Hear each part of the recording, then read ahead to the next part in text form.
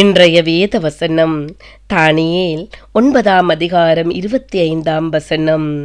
இப்போதும் நீ அறிந்து உணர்ந்து கொள்ள வேண்டியது என்னவென்றால், எருசலேமை திரும்ப எடுப்பித்து கட்டுகிறதற்கான கட்டளை வெளிப்படுவது முதல் பிரபுவாகிய மெசியா வருமட்டும் 7 வாரமும் 62 வாரமும் செல்லும்.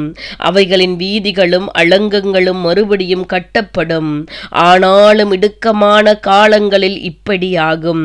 என் அன்பான சகோதர சகோதரிகளே, நம்முடைய தேவன் மெசியா என்றால் அபிஷேகிக்கப்பட்டவர், வரப்போகிறவர் என்று அர்த்தம்.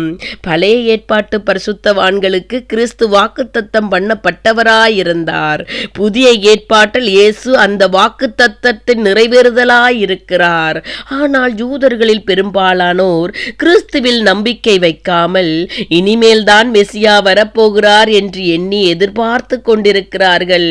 எருசலேமில் உள்ள மதிர்ச்சுவரில் ஒன்றான அழுகையின் சுவரில் தங்கள் தலைகளை மோதிக்கொண்டு, மெசியாவே, நீர் எப்பொழுது வருவீர், எப்பொழுது எங்களுடைய துயரங்களை எல்லாம் தீர்ப்பீர் என்று கதறுகிறார்கள். மெசியாவே வாரும் என்று ஜெப குறிப்புகளை எல்லாம் பேப்பரில் எழுதி அங்கே சொருகி வைக்கிறார்கள். ஆபிரகாம் கல்லறை இருக்கும் மக்பேலா குகையில் போய் மெசியாவுக்காக அழுகிறார்கள். யாக்கோப்பின் கல்லறையில் போய் மோதிக்கொள்கிறார்கள். அன்றைக்கு சமாரியா ஸ்திரீ இயேசுவிடம் அதைத்தான் கூறினாள். கிறிஸ்து எனப்படுகிற மெசியா வருகிறார் என்று அறிவேன். அவர் வரும்போது எல்லாவற்றையும் நமக்கு அறிவிப்பார். யோவான் 4:25 வாசிக்கிறோம். ஆனால் அந்த மெசியாவே இயேசுவாக அருகில் நின்று கொண்டிருந்ததை அவள் அறியவில்லை. ஆனால் சீசர்கள் அவரை அறிந்து கொண்டார்கள். பேதுரு அவரை நோக்கி, நீர் ஜீவனுள்ள தேவனுடைய குமாரனாகிய கிறிஸ்து என்றார். மத்தேயு 16:16 வாசிக்கிறோம். தேவ பிள்ளைகளே, அன்று இஸ்ரவேலர் மெசியாவுக்காக எதிர்பார்த்தனர்.